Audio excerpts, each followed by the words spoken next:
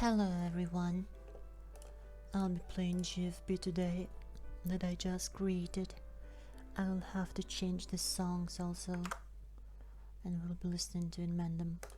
Alright, time for another DoNotGuide.com video. Alright, first I will pick up a song that I like.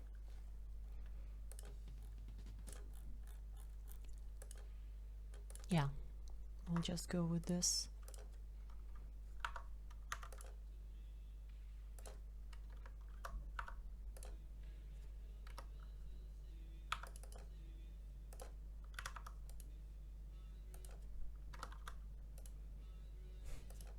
Let's check if it works.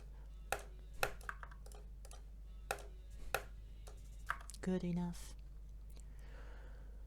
I will also maybe change the color to something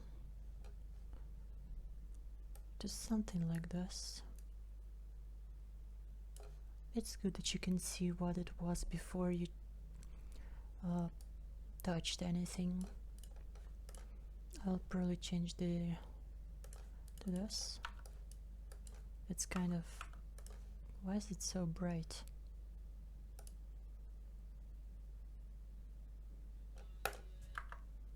Yeah, good enough. Maybe a bit more blue, a bit darker, like this. Then I will pick this, and I will just take it lower. And that's that's pretty much it. Presentation. So, I was going to talk a little bit about Danny Shine, and because he had published the video. Wait a bit. Like this. Part of our conversation we had a couple of weeks ago, and apparently the video is not up anymore. Apparently, the fact is Danny's really not been very public about this trauma of having a cancerous lump removed from his neck, and medical crisis, if you want to call it that, and just how difficult this is as a thing for people to mush through psychologically.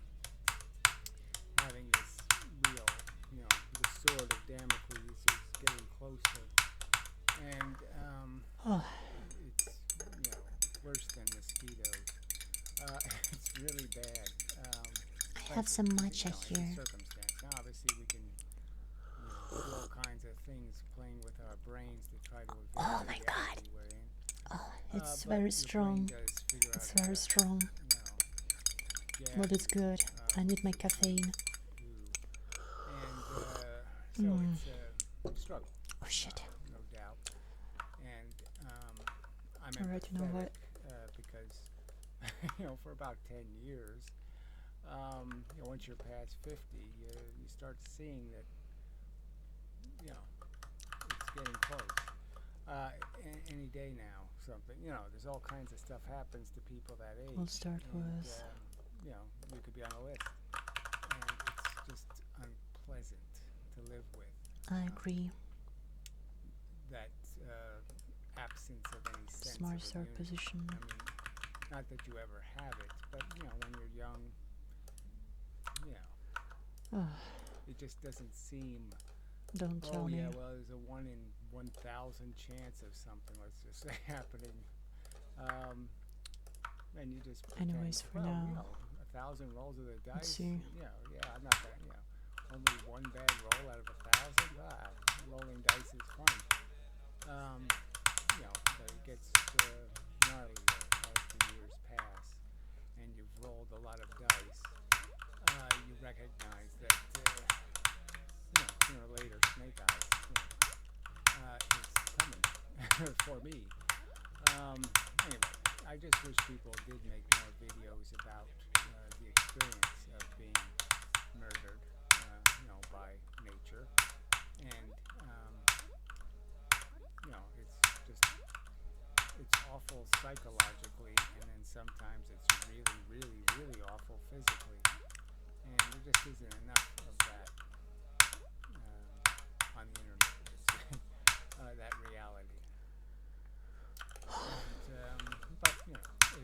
difficult thing to be public with, when you're being viciously attacked. And, it's, I laugh because, what else are you going to do? It's just awful, terrible, horrible. And everybody tries to maintain their dignity. And, but it's bad. So anyway, I thought it was a nice, upbeat kind of conversation. Do the best you can with a bad circumstance, all that kind of stuff. Make whatever alphabet soup or something, whatever the cliches are. You got lemons, make your lemonade. Kind of crap. But it's just that human thing. I identify with the circumstance, and can't say I feel his pain, but the argument is that it scares me also, and such. So anyway, I'm talking about that, right? Okay, you can't see the video, but anyway, I guess a few people got to see it. But like I said, standing for is not my business. I'm grateful that he wanted to include me, in his crisis, and I appreciate that. Alright, it's passable. Yeah. It's good. Anyway, so the rest of this video, I guess I'll just talk about all the crap that comes up, with this other bullshit going on, and there's been some people doing some talking about this ephelism and this originator of the theory and what a scoundrel he is. So first, it's really irrelevant, right? I mean, I made all these videos just making arguments about the nature of existence, and it's really, frankly, a scientific discussion about the mechanics of being one of these thinking, feeling machines. And we are, in fact, machines. We're just robots. We are programmed by an environment, and just about, that's right, just everything about you. Okay, it's just a consequence of a clock ticking through. And some clocks work well, and some have dirt on them, and the gears don't fit quite right, and those clocks say some other kind of bullshit. So you can have a clean mental clock, or you can have a dirty mental clock. I mean, there's lots of ways to look at it in terms of, what kind of nonsense was drilled into your brain, and what it's done to you, both on a personal level and on a philosophical level. Now I'd say I had the benefit of doing both well, in terms of personality-wise. I think I have a very generous and nice personality. I'm always helpful in all circumstances, to anyone, just about. I would like them to help me. I don't know what with anything really. I'm also really helpful. And it's just the truth. Nobody will ever be able to say, well, Gary didn't give me a good deal. Because Gary always gives you a good deal. I'm a very nice person. Ask for the shirt off my back and I'll give it to you. Just a fact. And, unless you're just going to clean your windshield with it. But anyway, this is too nice a shirt, frankly. I think I gave this one to you. It's Brick Kitty. Damn.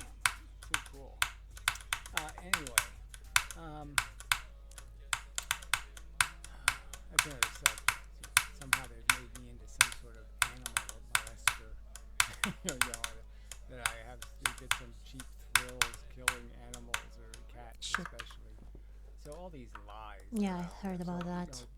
A bunch of these, whatever you want to call them, low wattage journalists have posted crap, and it's they're just regurgitating this Steve God-free horse shit, all the quote mind nonsense, pushing women downstairs and killing cats, and then they bring up that silly Holocaust crap. Alright, now that I've said the word, let's just get that one out of the way. So I have described the Holocaust as one of the worst examples of human behavior in all of history. And pointed out how first they segregated the Jews, they labeled them, they disenfranchised them, Not 200 meters. forced them to live in a slum. Did ever they can, in terms of just showing that eventually they were going to kill them. But anyway, and then, they have a final solution paper. It's an actual paper written about how, this, camp idea.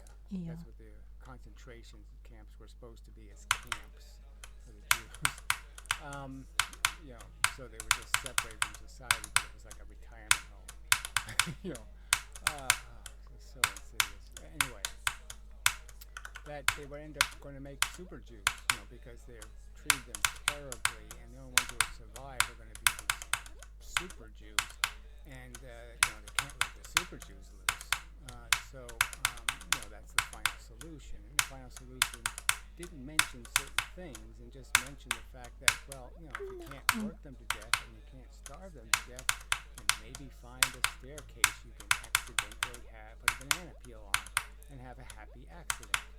And that's what it was. Okay, those are the facts. So the fact is, millions of Jews were killed viciously, horribly, slowly, miserably, awfully, just the worst possible way you can suck the blood out of them. The worst possible way. Diseases, all kinds of horrible conditions. Just awful.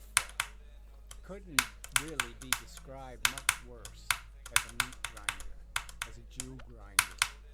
Alright. So me saying that isn't enough. So,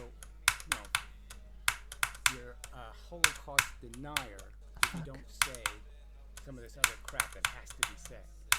So it's not saying enough to say it was ignorant bigotry. It was a horrible crime against our intelligence and decency.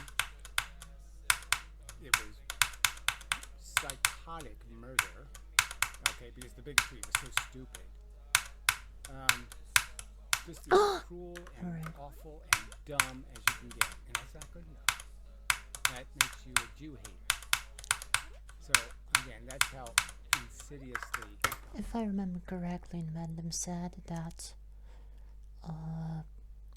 if they wanted to kill them, just for the sake of killing them, they would do that differently, not in a way like putting them in camps and such. That's what I remember.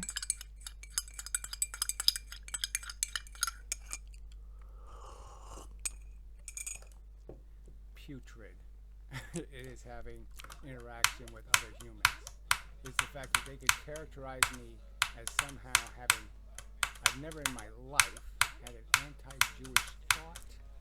I've never bigotry against a Jew in any way whatsoever. My very name actually sounds Jewish, and there's been lots of people who have thought I was Jewish, and I was perfectly comfortable with that. And yet they're going to try, to bend what I've said into some sort of blanket statement that I don't think the Holocaust happened. No, I don't think certain actions happened. I don't think certain things happen that are part of the, you must believe narrative. But it doesn't mean I don't think it was a Holocaust. I don't think it was pointed directly at Jews, and that it was an obscenity. So none of that.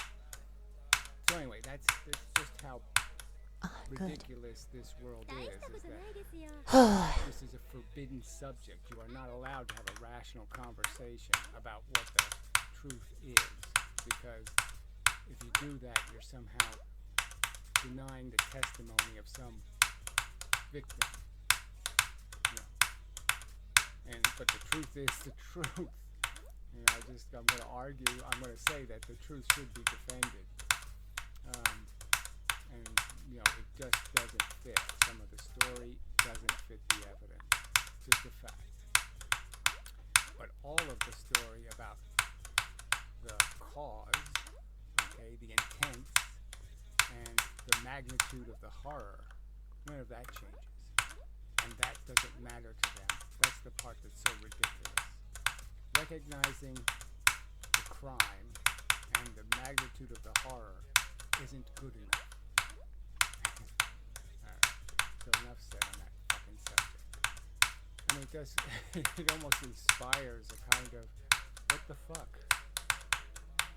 I mean, you're going to try to label me as the criminal here? I mean, I'm going to take that as offensive, frankly. So, you know, it really is disgusting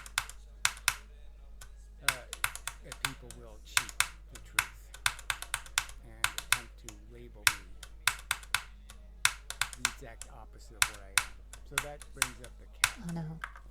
So I have pointed out that cats don't have a real interesting agenda, okay? They don't knit anything, you know, they don't garden, you know, they don't do anything to advance the future at all. They don't do any, you know, laboratory experiments. They're really critical. None of that takes place. I've made the simple argument that this was a simple if part. your cat is on a surgery and it's just about dead, you know, sentience-wise, don't wake it up. You're not doing it a favor. It's now dead in the sense that now it died by just going to sleep and everything is fine and good, and now you're just going to wake it up so it can die of a horrible disease. Now, why would you do that? The cat doesn't have anything to get done. I mean, realistically, its agenda was lick paw, you know, suck balls. I mean, it was going to just, its agenda wasn't going to be some kind of spectacular event. It's not missing out on anything. Okay, it's not. It doesn't have a political world. It doesn't have anything. It has ball of yarn and sleepy chair. It really isn't a life that is urgently necessary to drag it out of peace and quiet to live. Alright, so I'm just saying it's a practical matter. I'm saying that's the absolute truth. You cannot possibly harm a cat by not waking it up. Okay, just not possible. That's true for everyone, actually. And there's every probability that you will harm it by waking it up. So, in a circumstance where a cat is homeless and aged, okay, it's not a young cat, it's 12 years old, what's the right thing to do? A graceful put to sleep, or life in a cage in a shelter for 3 months and then death? What's the right thing to do from your moronic, imbecilic, sicko, crazy theory? Okay. And so my crazy theory is you're doing the animal a huge favor by sparing it homelessness. Okay, it doesn't need that experience. Okay, it doesn't need to do that, and it doesn't need to die of some stupid disease. So it's all win-win. Okay, if it just gets a graceful exit. What? So because I said that, I'm a cat killer. I think killing cats is fun or something. So it's just such a huge lie. So let's understand, I've spent 40 years of my life caring for cats. 20 years feeding them, feral cats, and 20 years being a vet for a ton of cats. You know, there's a person who had at one time 40 cats. Even to the extent where, you know, one of them was grabbed by a hawk or a owl, I don't know which one, and it had this thing on its neck that didn't heal. So for 2 months it had a wound on its neck and it just never healed. And so without any anesthesia, so I had to be a real cat whisperer, you know, to be able to do this. Without any calming agent injected into the cat, I was able to pull a 2-inch talon out of its neck, you know, that you couldn't see because it was completely embedded.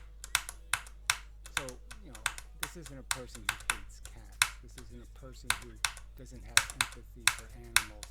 And it's just disgusting that pieces of human garbage would attempt to characterize me as something other than completely empathetic.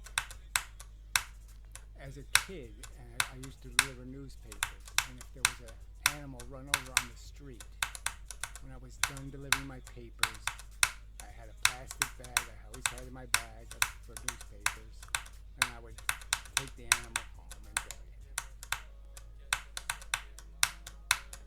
Fuck you people. Anyway. Okay, next. Oh my god. Child molesting. What?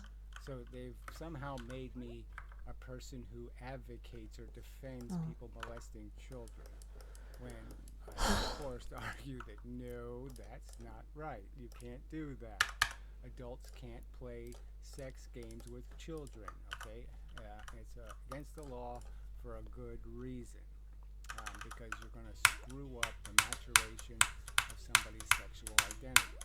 Now, the catch is that there are people who have been screwed up, not necessarily by molesting by an individual, but molesting by culture, or, daddy treated them harshly or some kind of bullshit, and they can't enjoy their own sexuality.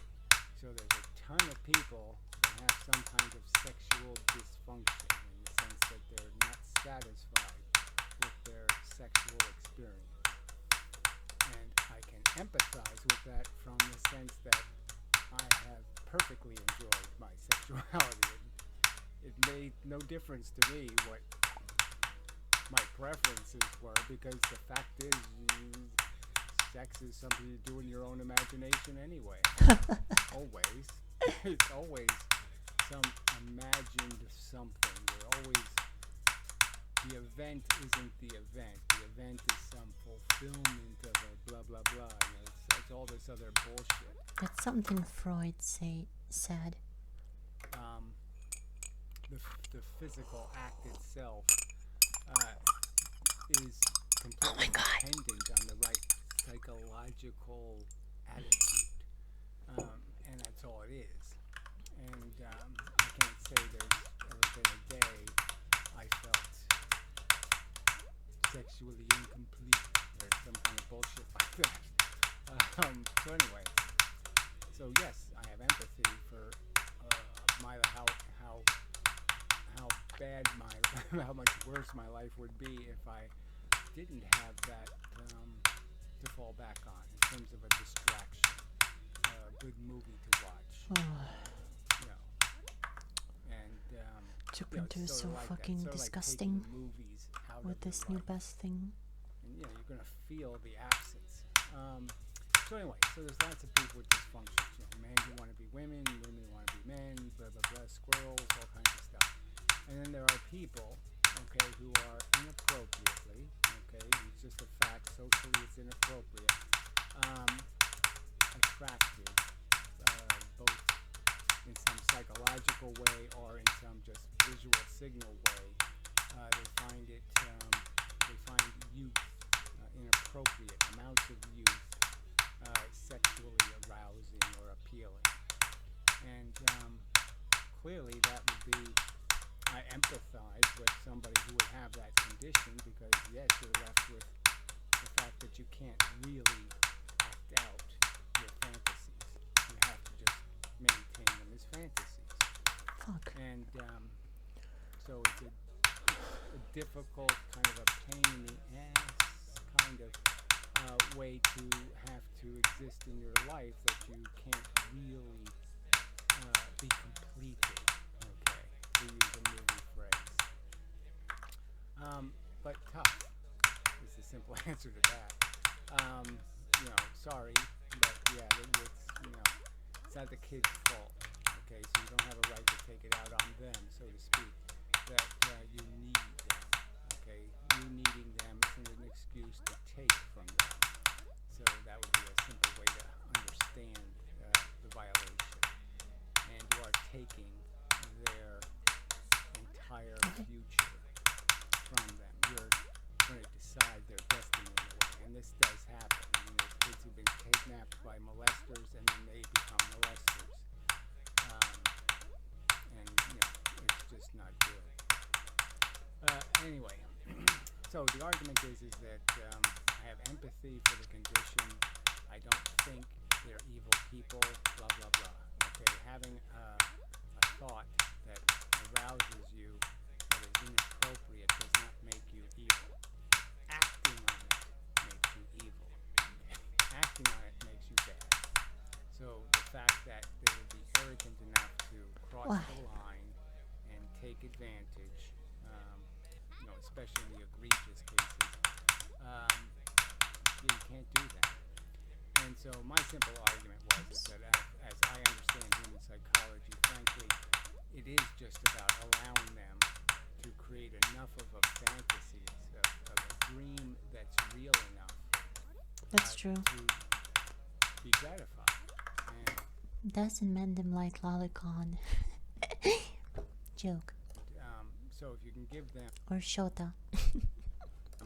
some AI version, some artificial synthetic version, You can that fucking AI child. you can make a doll that'll do it. It's make cool. The dolls. And if there's old porn that's already been made, okay, it's already out there, it already exists, and if you get the permission of the victim in the bad video, there's no point in burning it. Okay, if it will satisfy. That's a very interesting point. I wonder though if there are such videos like that victims would allow someone else to watch them. Like, I never even heard about such a thing. When sexually, then I say good, harmless. Much better than leaving them unsatisfied. So that's. It would be much better if that was just made by an AI, actually. In that case, yeah. It's a simple argument. Now, certainly there may be cases where people,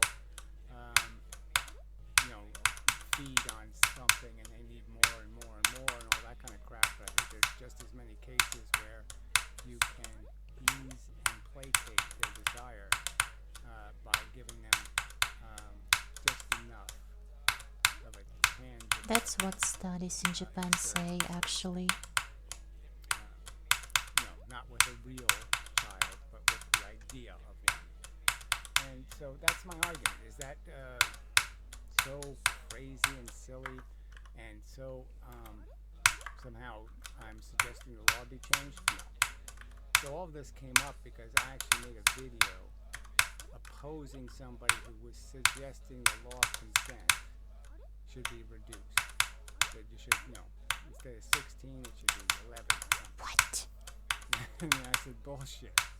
So that's how the subject came up. Is I was actually arguing that there should be stricter laws and that anyone making pornography should get the death penalty.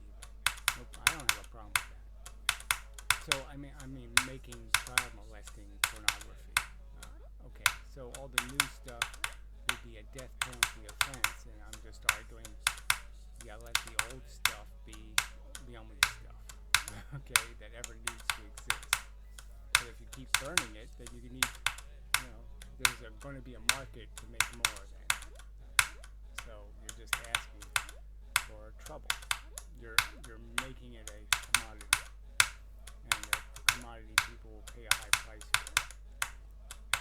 So you're doing nothing constructive for the cause of prevention.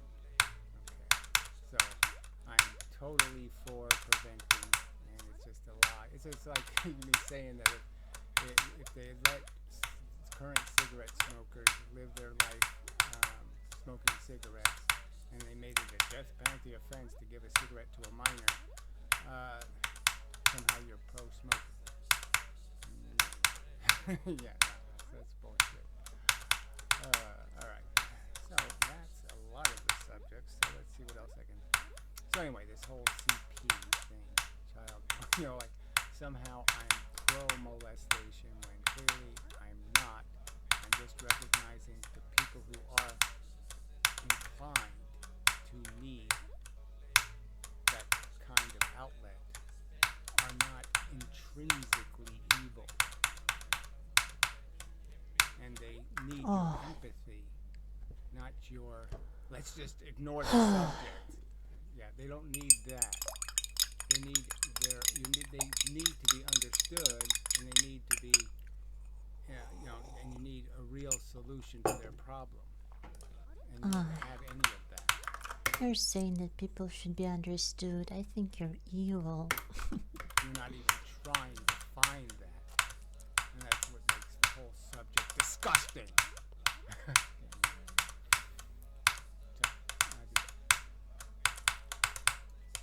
Alright, back.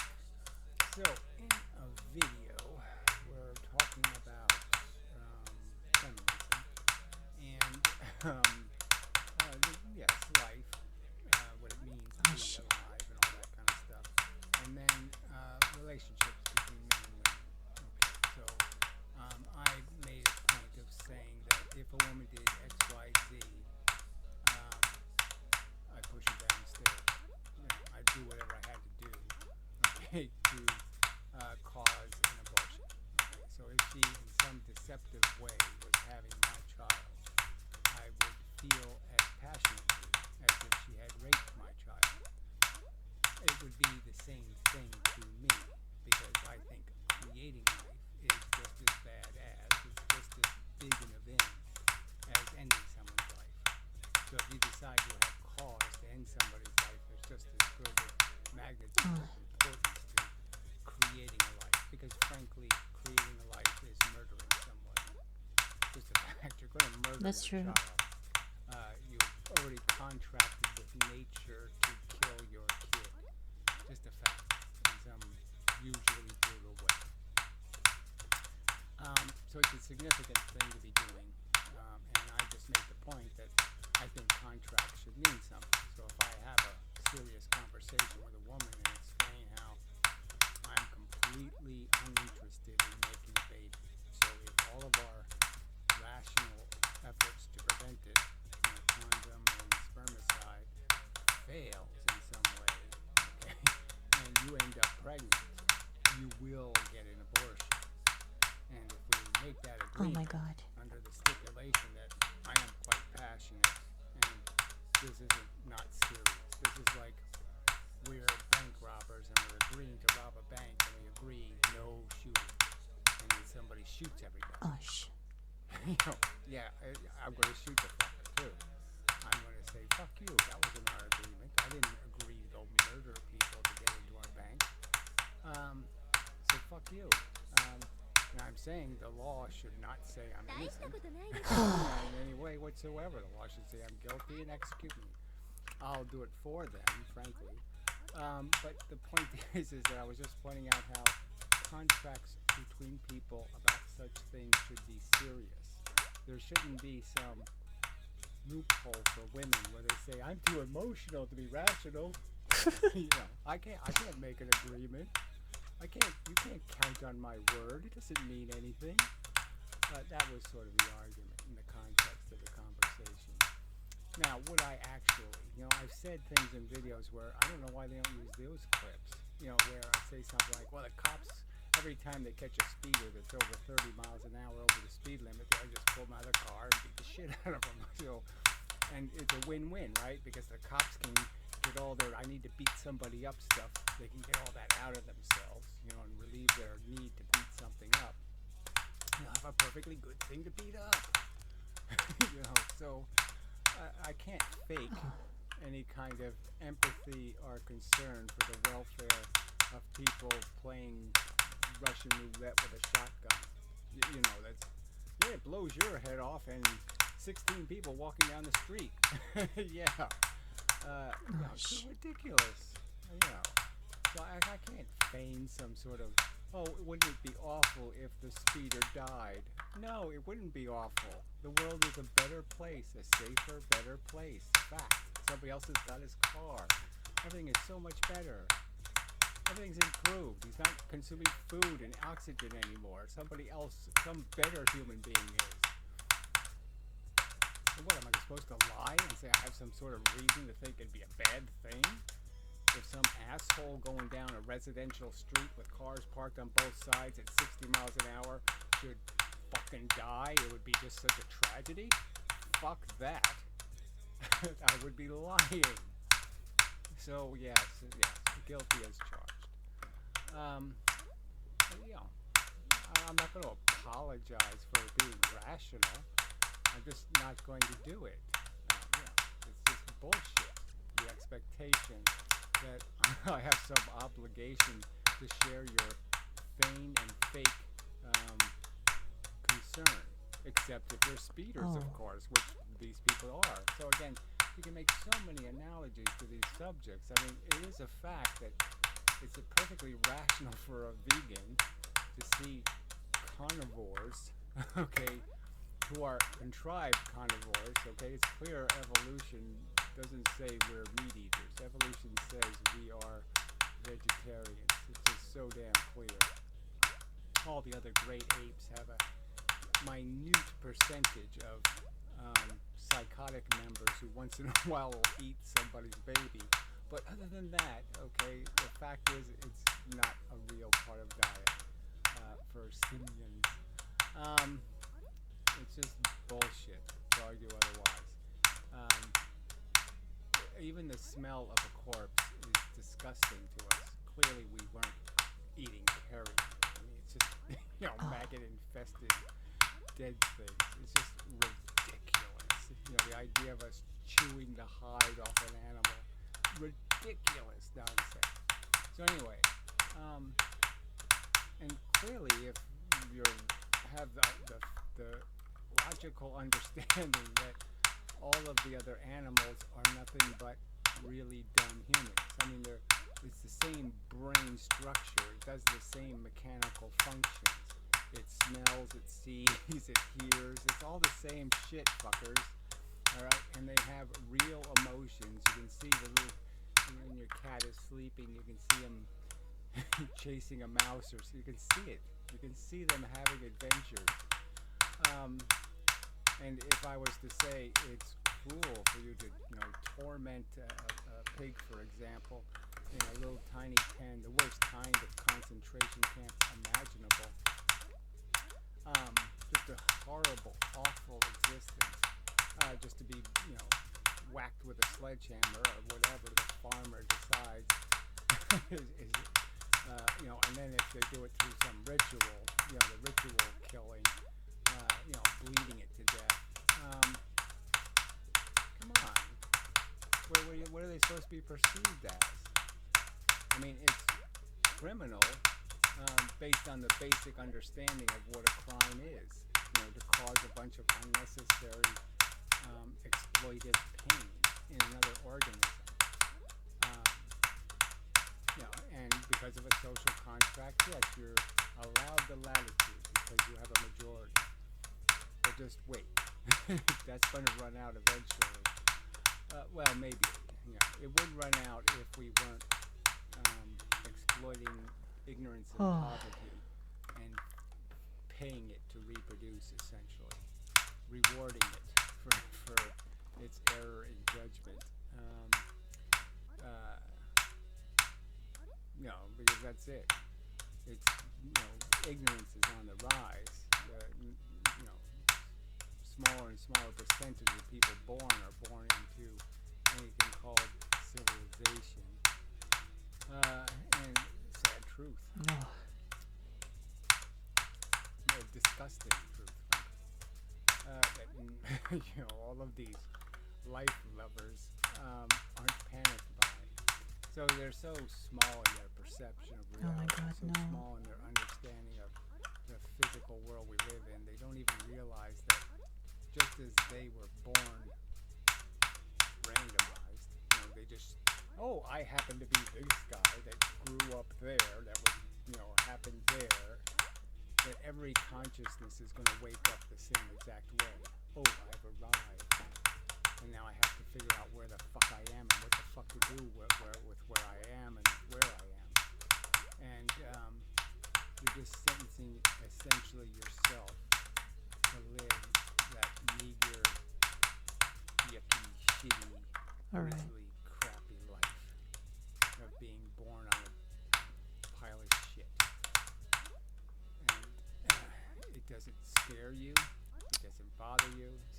just like the white people, okay, with the slaves, looking out their window and not being able to realize if I'm doing that to them now, they could be doing it to me tomorrow in the sense that I'm going to be born there instead of here. You know, instead of born in this house, I'm going to be born in that house. Next round, so to speak.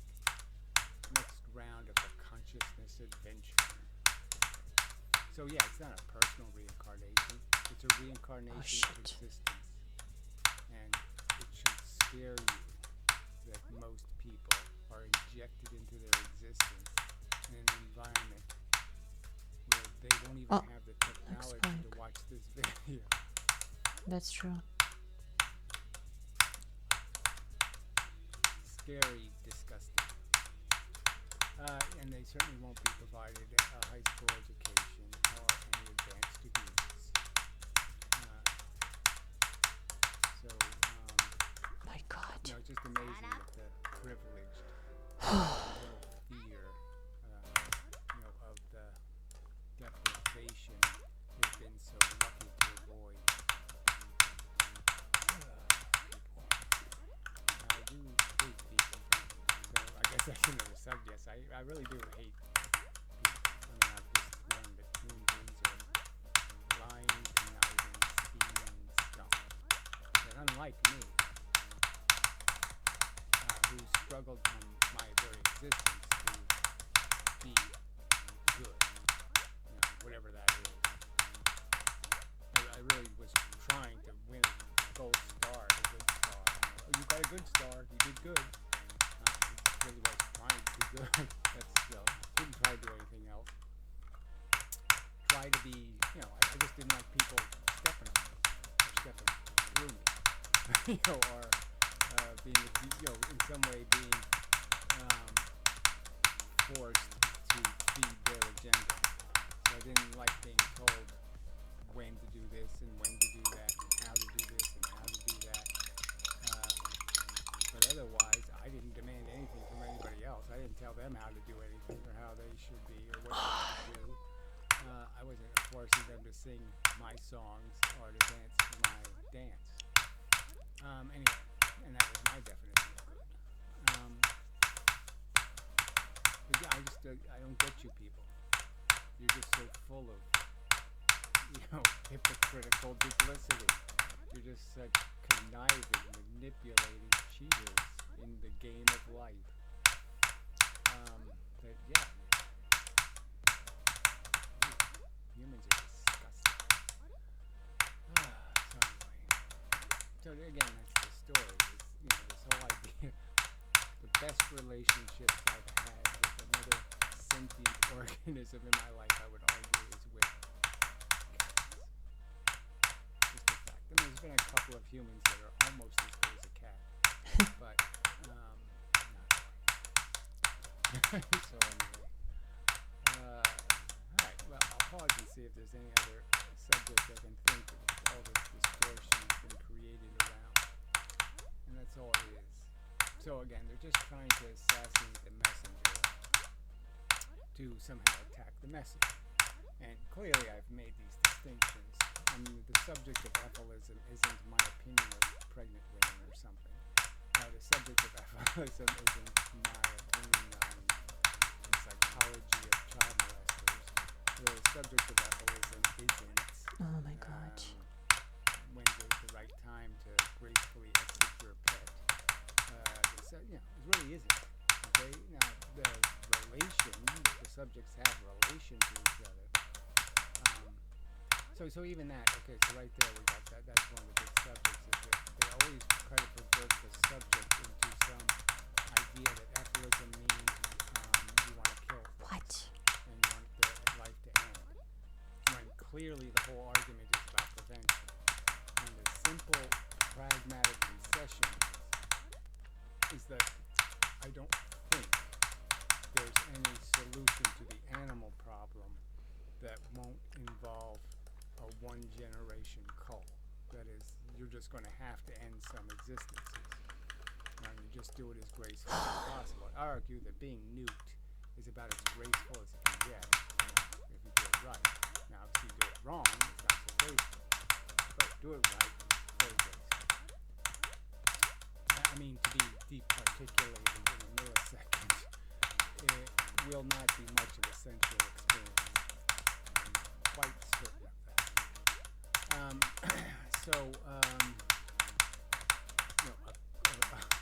So anyway, so the argument is that yes, after there's only a few humans left, and they know the agenda, what the script says, they can see that they got to be the one to clean it up. And what they can do is they can live their whole life and just set the time bomb, so to speak. They can just put the timer for 10 minutes after I'm dead, and so no humans would have to be killed. If that's the way it has to be for some type of reason. But again, what they should live until they die of cancer or something. I mean, it's just stupid. It doesn't resolve anything. It doesn't fix anything. So again, the only way you can really pragmatically recognize that if you annihilate the biosphere in one action, Oh my god. it will be a zero as a harmful event. And it's just a fact. If some gamma ray burst comes from some neutron star somewhere and hits the Earth, we're all going to be dead so quick that you never even knew that you were dying. You've never gone through any process. You're just lights out, and that's it. It's off. The machine is off. Okay? The light switch is off. But again, they want to try to make this into some sort of bloody, irradiated world of horror and nasty. They want to try to pretend that something that isn't being advocated is being advocated. And again, all the ethylism theory says is your empathy, okay, and your logic and reasoning point to the fact that you must stop the cycle.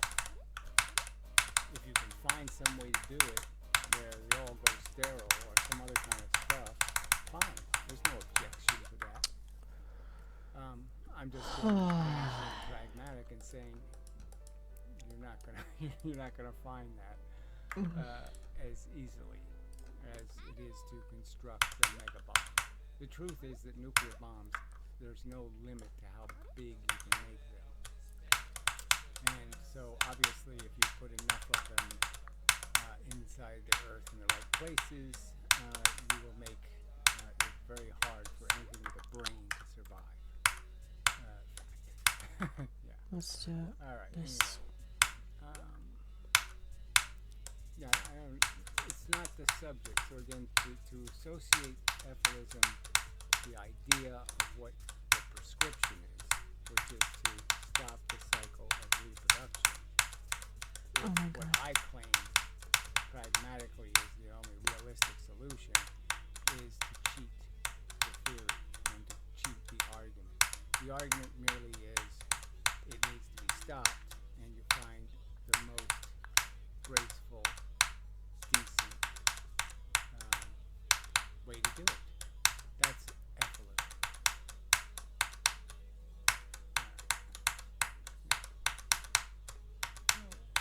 I'll be back. Alright, so to finish up, there was a couple of mentions of transhumanism in the comments, and it's just so fun, an idea.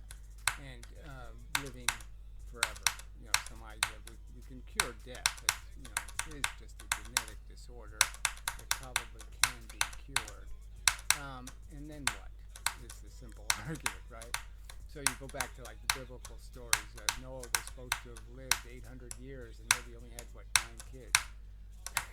One every 100 years. And there's no condom, so he needs to have sex once every 100 years. Pretty hilarious, right? Obviously, religion is bullshit. The story is nonsense. But anyway, there's nowhere to go with this idiotic crapple, or that there's this infinite amount of interesting things you're going to do, when all it is a soap opera, and you're just saying that even if the soap opera becomes formulaic and it just redoes the same episode over again with different actors, I'll fall for it, right? We can watch the same movie done 6 times and find it interesting because, you just changed who the actors were. That kind of bullshit. And then what is that? I mean, it's so trivially pointless and stupid. But I mean, clearly, if people were able to live longer, they can't live longer and have kids while they're living longer. So they have to have kids, and then that 20 years is over, and that's it. They can't have any more. So what are they going to do with the rest of forever? Because they already had too many kids. They already had more than they're allowed to have because they're not going to get replaced. So the population will, expand exponentially into disaster. So we're going to have to deal with this idea of not having kids and finding a life, finding something better to do than play the I need to take care of kids. Play jump to dash. Now I've Oh my implied, head. I think the whole thing is, speaking of child molesting, I think it's all just child molesting. I could never imagine what the fucking function is. This desire to fuck with another little kid and raise it and turn it into a human being and have some hope it's going to come out all okay. I just can't even imagine why I would want to do that. Why would I want to worry? An insane word, frankly. I mean, I would be impossible as a parent because I couldn't ever get past the fact that at any moment that kid could poke its eye out.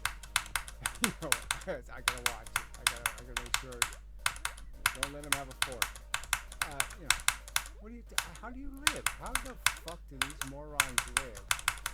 Raising something as precious as a human being. Oh my god, my hand, my without arm, it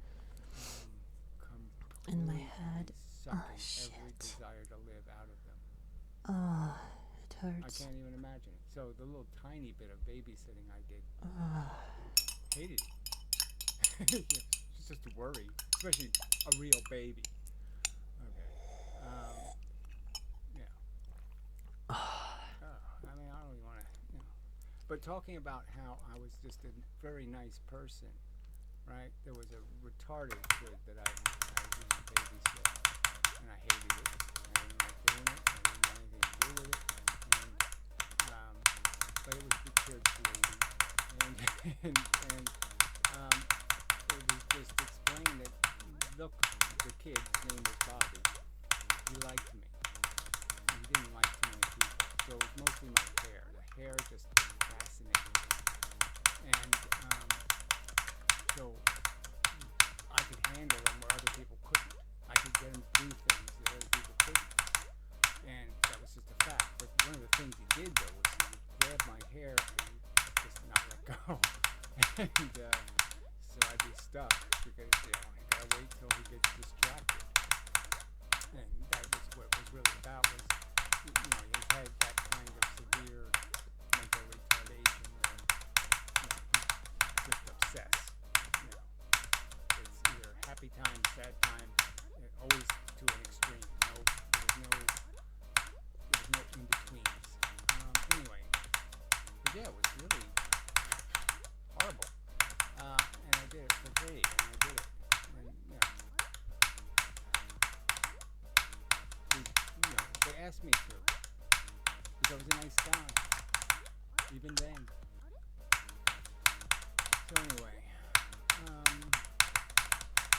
so fuck these fucking raggy jackasses who try to win arguments with, quote mines and Photoshop and, completely perverted descriptions of actual events. Oh my god.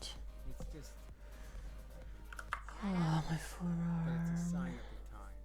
Fake Oh news, shit. fake victories, fake everything. And the whole thing has gotten to be so putridly Ariana. fake. I don't even know how anybody could want to live or want a kid to be raised in this world of bullshit, lies, chicanery, shystery, graft, patronage, cheating all over the place. Why the fuck would you want to have a kid and Why have is it dreams just of moved? living in this cesspool of a I civilization? fucking hate 2.2. Fuck you. Yeah, you're nuts. You're psychotically evil. Alright, so anyway, till the next time and such. So forth and what. Yeah. Anyway, so yeah, so it's, it's sort of on the subject, just pointing out that the real subject is just the idea of of a scientific statement about our reality. We evolve. We are in fact land-bound fish, and we can sing and dance because we have a fancier brain. So we can come up with little fake things to do that are important, but it's not much different than some dopey bird that just picks up blue things. Human beings just chase tail or chase a fancy car or chase this or chase that. That's all it is. It's just a program machine full of all this emotional baggage crap, and eventually it's just going to be disabled and then tormented and then killed. And the whole thing is pointless. It's just a waste of pain and suffering. That's aphorism. Alright. Really short version. Anyway, so till the next time, animals are people too. That's sort of the subject. They're just really dumb people. And they're not really dumb. That's probably the wrong. They're just undereducated. That's all. That's their only crime, is to be undereducated. Because their brain won't allow them to gain language. Because they're born functional, and we're born unfunctional. That's a huge difference. I explained all of that. But there's reason you can understand why humans are the way they are, and you can also understand that we're still animals on the inside, and it's just an animalistic mechanism, and you can pretend you're doing something unanimal, but you're not. You're just chasing the next relief from your incompleteness. That's all we're chasing. It's something to make us less incomplete. Less incomplete. I need something. I need little badges to stick. I did this. I did that. I did this. See, I got this little badge from doing that. And then I got this badge. Why does it still have that? That's all you're doing. Yeah. You're just such dupes. Little bored dupes. Alright, till the next time, and so forth and whatnot. Unfortunately, us good people are going to get what you deserve. Yeah, that's the sad, tragic truth. You're going to get what you deserve, but we get it too, and that's the part that's really unfair. You posers. Alright, till the next time.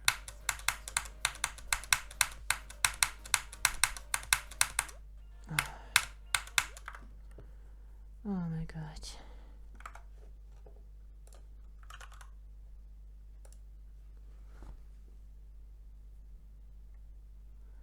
My head. Shit.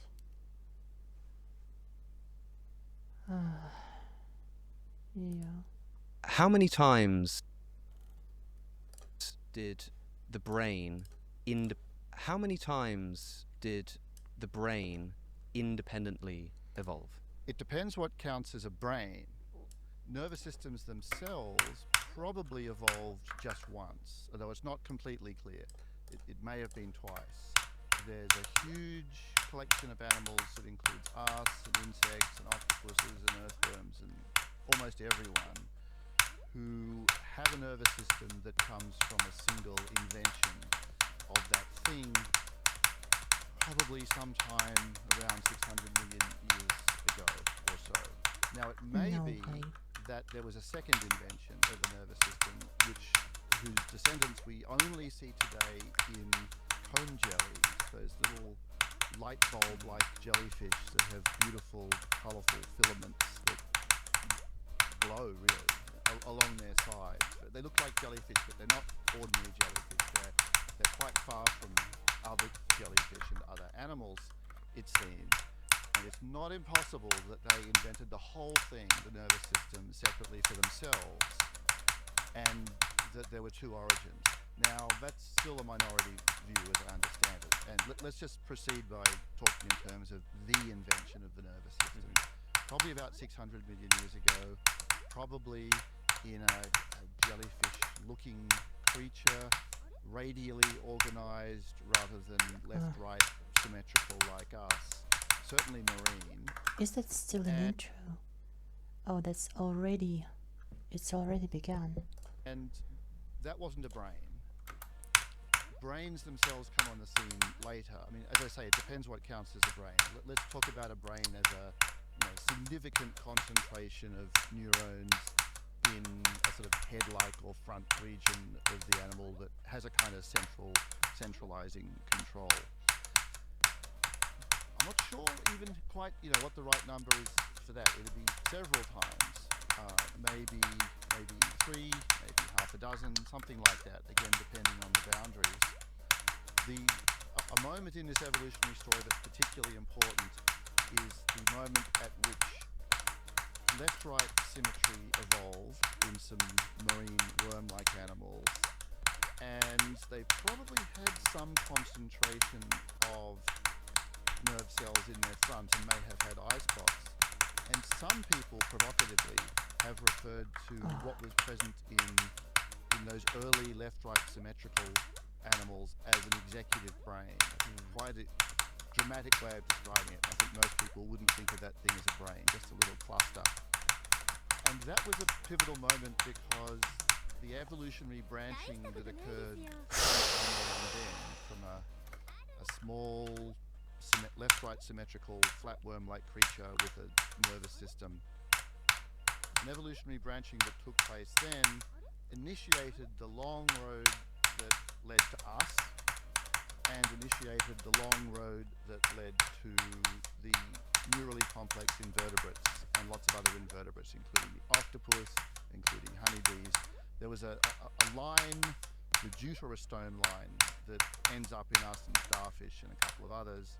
And there's a line, the protostome line, that ends up in the familiar invertebrate animals like octopuses and bees and so on. They're all like a cluster.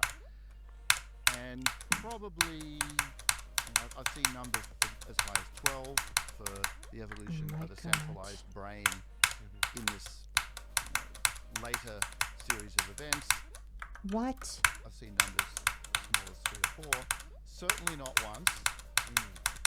Unless you think of that very, very early case as counting as a brain, which I think is a little bit, in some ways, a little bit artificial. So what I'm trying to emphasize is the idea that nervous systems are a common inheritance across lots of animals. You get lots of ways of concentrating them into a brain-like controlling cluster.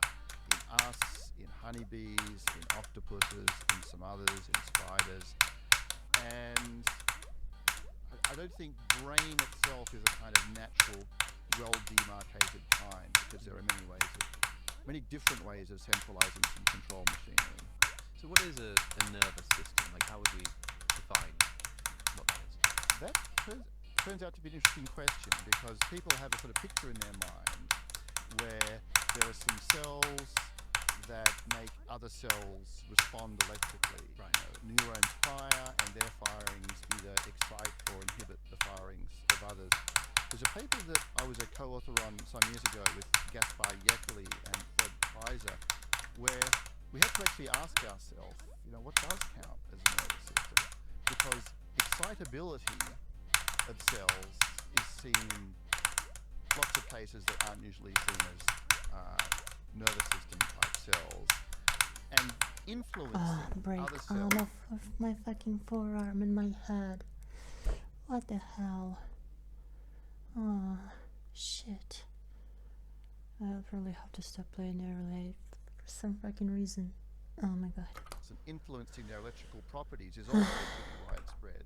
So we ended up saying, this is a little bit stipulative, but let's think of a nervous system as a collection of cells where there's this excitation of one cell by another, and where there's a particular morphology or form, where you have projections, specialized projections, where this cell is going to signal to that cell, so it sends a physical branch towards it, rather than just a cell being a kind of blob that emits chemicals, and those chemicals will affect anyone who hears them. So We think of a nervous system as a collection of cells that have this mutual excitation feature and a This used to be particular easier. form, the form of these Fuck. branching, targeted projections. Instead of getting Okay, better and then getting a brain worse. is something like a highly concentrated version of that in one place that Yeah. controls. I never died at the centrally beginning an before. organism's movements. Yes. Something a bit like that. Yeah, yeah. And given that this has evolved I guess there was numerous a times, flip. like the brain, a collection of neurons in different ways, like, what is the kind of what can we ascertain about like the evolutionary pressures in that they will have evolved slightly differently in different animals, but they all did essentially the same thing, which was to evolve something akin to a brain. So there's obviously an almost evolutionary inevitability to neurons forming into a brain, but it's not inevitable the way in which it happens. I mean, we end up Oh my with god, my two forearm. hemispheres, we end My up with fucking our everything. brain structure. Shit. Octopuses end up with Oh, half their brains shit. in their tentacles and behind their eyes and stuff. And so, like, yeah, what is the sort of difference in the way that the brain evolved in some of these other animals, particularly shit. cephalopods, which I think most people are probably primarily interested in? Why do I need this fucking I think test it's more? probably good to approach that It question annoys the fuck through out a of series me. of historical stages Mhm. or almost vignettes. So if we ask which were the very first animals to go from merely having a nervous system toward having There's the sable. active What is motion, targeted behaviors, and the sorts of things that we might think call on the centralization that we're talking about. Oh If yes. we ask who was the first to do that, Oh yes. it was probably Oh, some yes. early arthropods, the group that now includes insects and crustaceans, in the early part of the Cambrian period. So if we think about the history of animal life, there's a period called the Ediacaran before the Cambrian, where nervous systems probably came to exist for the first time, but it was a low oxygen, low activity regime. There's almost no evidence in this pre-Cambrian period from fossils of one animal predating on others or chasing others or having directed motion toward others. There was a kind of ships that pass in the night vibe, we think, to animal life. Yeah, what do they call it? The Garden of The Garden of Ediacara. yeah. Right, lovely phrase due to Mark McMenamin some years ago. The idea of I'm just a time nervous. before aggression, a time before animal sin in a sense. That was the time when nervous systems almost certainly came to exist, before the Cambrian. Then around 540 million years ago, that's the beginning of the Cambrian. More oxygen around, probably, and just a co-evolutionary process beginning where some animals begin to make a living by going after others. And these were very likely early arthropods, trilobite type creatures and things like that. Now, once you're doing that, you've got left-right symmetry. You're targeting your behaviour. You've No. got eyes and other senses. So it makes a lot of sense to put some control machinery in that front region, near the eyes. It's just that I'm getting fucking in a position nervous. where centralized Nothing control else. can be achieved. And they became probably the first predators. Other animals, including our very early ancestors, became more neurally complex to get away from those guys.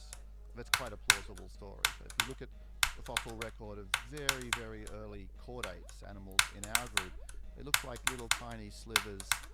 They don't have the kind of weaponry that early arthropods have, with claws and spines and things like that. They look like they're built to get away. But that itself requires that you have, quite a lot of control machinery. You've got to control the whole body. So we could think about this in terms of the early evolution of two kinds of motion, both of which have a kind of information processing demand that they put on the animal, chasing and getting away. So arthropods sort of calling the shots for a while. Then, interestingly, you have a period where some early cephalopods became large predators in the seas, after the Cambrian, some years after that. And you might think to yourself, oh right, this looks like this is the beginning of the sort of reign of the octopuses and the squid. Not sort of really, because they were vanquished in turn by fish, by early, once vertebrates became somewhat bigger and fish evolved, the jaw in particular, jawed fish, they became they became ecologically dominant, it looks like. So you could think of this as a sort of, there was an era of zeppelins, the early cephalopod predators, and they were vanquished in an era of aeroplanes, the vertebrates. Yeah. And most of the cephalopods of that time sort of vanished without most of the large ones vanished without much trace, except for a few that made it through. And then you have the evolution of modern cephalopods like octopuses much later. So putting all that together, if we ask, why do some animals Oh my get god, no. a centralized control structure that's located in, well located in relation to good senses and so on? Ecological relationships like predation look like a very natural form of explanation, and that has its flip side. There are the early predators, and I there are really the want to early do 700 to ones who 1,000. don't want to be prey. Then cephalopods evolve. Some cephalopods evolve a somewhat similar lifestyle. When octopuses, modern cephalopods, evolve really complicated brain structures, Oh shit. it's not clear why that would have been. I mean, why have they So got hard. quite such big brains? It's still very unclear. There are certainly some stories you can tell. The modern octopuses that have really large nervous systems tend to inhabit these complex reef-type environments. They're opportunistic foragers. They're always chasing different kinds of potential food and being chased by a great variety of predators. They've got soft bodies, so they're very vulnerable. They have to be very, very on the ball. What I'm trying to get across is the idea that in different circumstances, different historical periods, different ecological settings, there are certain kinds of demands on targeted behaviour and on controlling behaviour with sensing, becoming able to learn and remember. And those are the sorts of things that we think took some animals from merely having a nervous system, which you need for all sorts of things, to having a more brain-like nervous system. And what did, this is something I know a lot of people are interested in, and you've talked about ad nauseum, but what does, say, an octopus brain end up looking like? People are quite familiar with the human brain. How different are we talking? Oh my god, this is so hard. Very, very different. They're so different.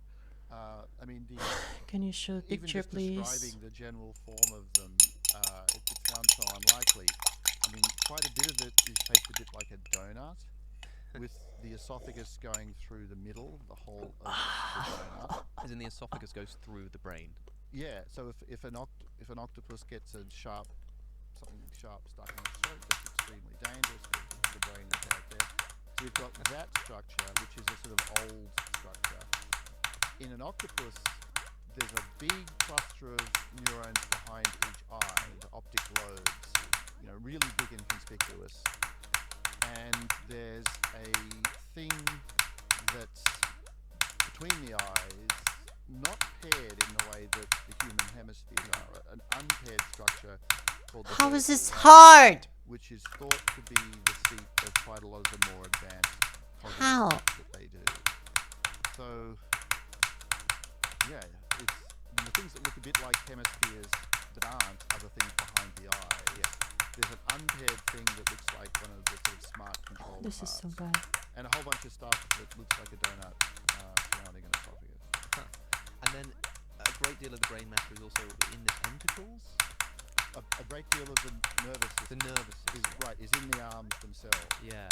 Especially in the upper parts of the arms. So I'm just trying to, you're the octopus, you've got your central brain, and there's these networks that come into the upper parts of the arms and that have more than half of the total number of neurons in the animal. Now, it's not usually described by saying that's where the brain, the brain's there, but that's just where Holy much fuck. of the nervous system is. There is a central brain, and there's the as well. And the question of the relationship between the two, So good. you know, for a 2 long while has been months. intriguing and is very much unresolved. Perhaps I could just tell this with a phrase from the literature that was part of what sent me down this whole road. There's an old textbook called Cephalopod Behavior by Roger Hanlon and John Messenger, which was the textbook for many years. And there's now a new edition, but I'm talking about the first edition, about over 25 years old now. And they're talking in one of the later chapters about the relationship between the central brain and the peripheral nervous system structures, and they say it looks like some of the peripheral nervous networks, it looks like they're curiously divorced from the central brain, curiously divorced. And I thought, okay, that's very intriguing. Yeah. What is meant by saying there's a curious divorce between the central brain and the rest of the nervous system? How do we know that? What does it mean? Now, at the time, the main reason that people said things like that was the physical connections were pretty slender and slim. There wasn't, massive, obvious between the central brain and the peripheral network. Yes. Which was intriguing. And there's also, for a long while, been anecdotes of individual severed arms of an octopus being able to act in sort of somewhat competent ways, crawling around for a little while. Really? Yeah, fairly gruesome anecdotes. And that raised the question of whether the octopus bothers to control the details of what the arms are doing much of the time, whether the arms have a kind of partial autonomy. Now, this is sometimes described by saying an octopus has 9 brains. And I think that's going too far. The central brain, and there's a lot of control machinery in a way that's it's not clearly. Sometimes people say it's a second system, like there's like one here and one here. Right. Of course it fucking works. Oh my god. That's not quite right. It's sort of somewhere between those. There's a partial integration between the systems in the arms themselves and a partial integration between that peripheral whole and the central brain. We'll get back to the show in just a moment, but first, do you struggle to focus? I know Yes. I do sometimes, and especially given my line of work, it can be incredibly frustrating when my brain just seemingly isn't able to get on with. And my hand isn't just able to fucking click. Oh no, I whatever it's just... trying to get on with. Luckily, people like me are exactly who today's sponsor, Brain FM, was created to help. Brain FM is an app for professionals seeking productivity boosts. They create science-backed music which helps you to relax easier, sleep deeper, and focus better. Opening the app, I've got 4 options: focus, relax, sleep, and meditate. I tend to use Brain FM while I'm reading, so I'll tend to choose focus, and then either deep work or learning. Whatever I choose, Brain FM will give me some music specifically designed for the task. And you can customize the music, either by choosing from different musical genres or selecting the different natural sounds that will play alongside the music. And you can even customize the level of neural effect of the music. So you might want to pick low if you're sensitive to sound or easily get headaches, or high if you have attention difficulties like ADHD. And Brain FM is the only music company supported by the National Science Foundation to improve people's focus. So help unlock your brain's full potential free for 30 days by going to brain.fm/within-reason. That's brain.fm/within-reason for 30 days free. And with that said, back to the show. Yeah, that's fascinating. It does make me think of Spider-Man 2 being more correct than we might have known, in having these sort of arms with a mind of their own.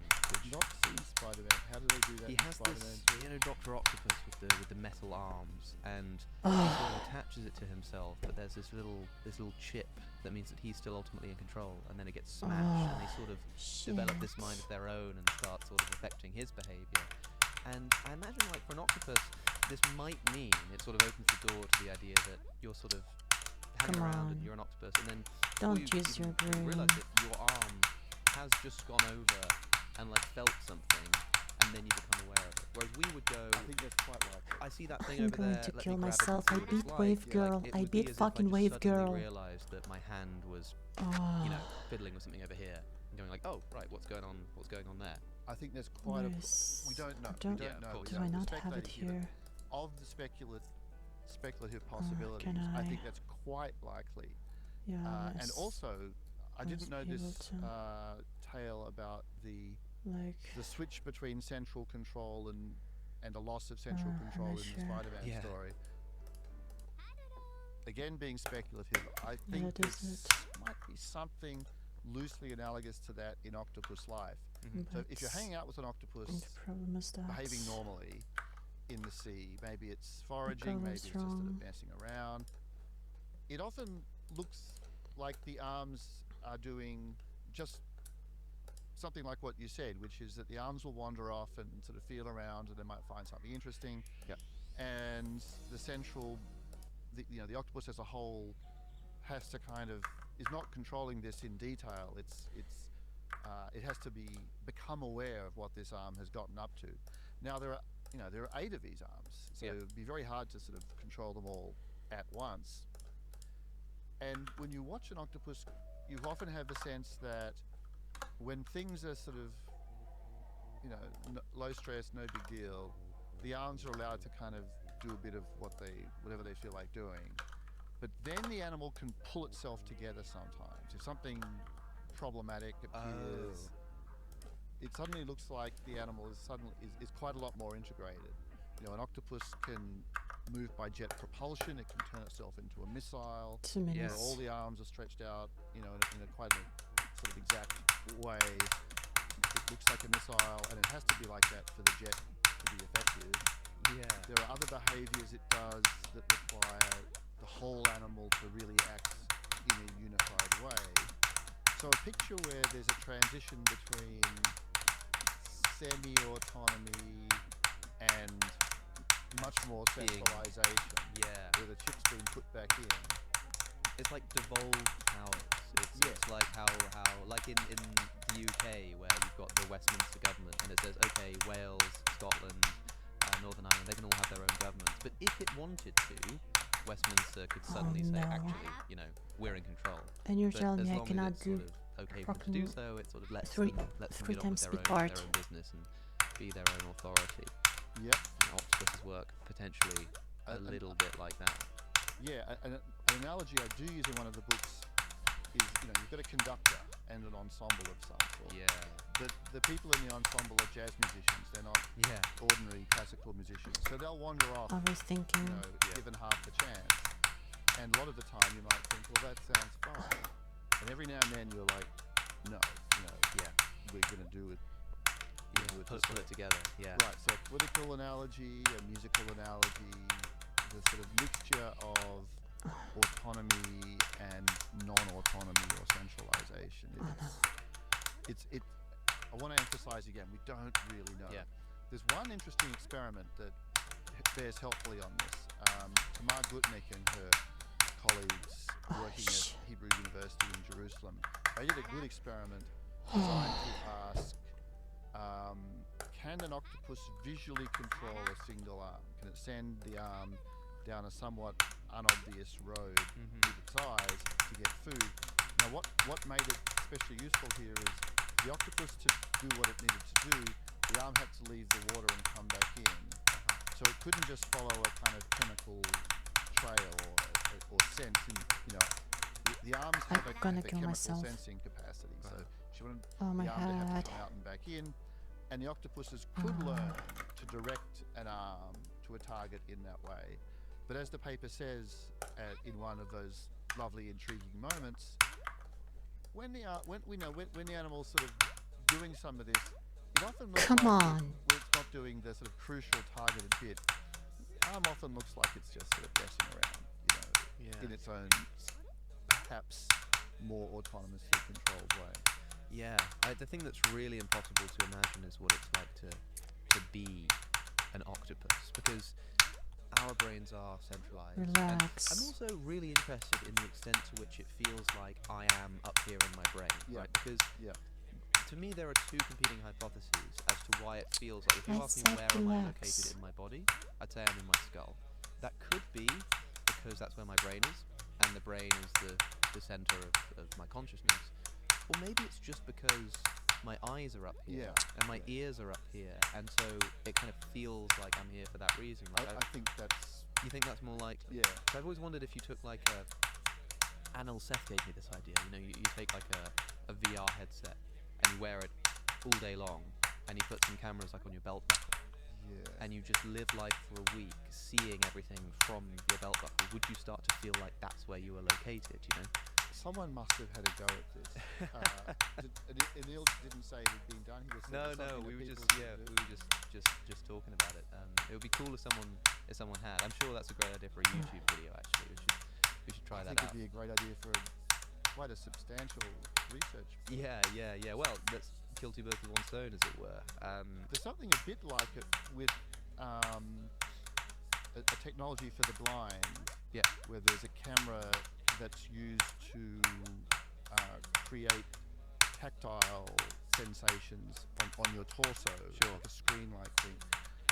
And I don't know whether people like that have a different sense of where they are.